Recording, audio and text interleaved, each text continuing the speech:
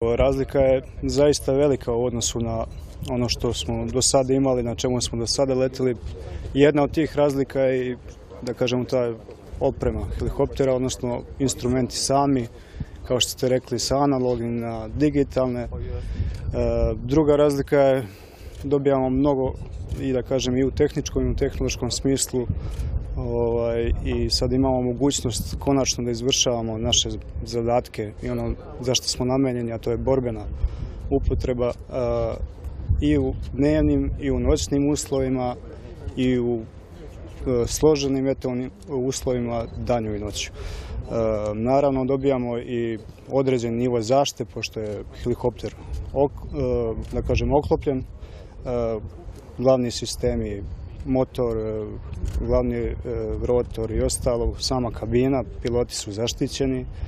Dalje dobili smo mogućnost da dejstvujemo na većim daljinama i da kažemo da vidimo i danju i noću. Helikopter raspolaže termovizijom, televizijom, opremljen je i naočarima za noćno letenje, tako da u suštini mnogo je olakšan posao pilota, ono što mi radimo. Zovu ga ubica tenkova, zovu ga i đavolje kočije, ima mnogo naziva.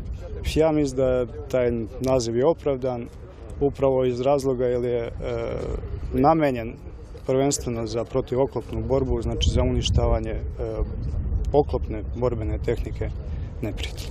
Pored toga ima i celu paletu drugih zadataka koje možda izvršava, kao što su prevoženje ljudstva, tereta, izviđanje iz vazduha i ostalo, ali prvenstveno namena mu je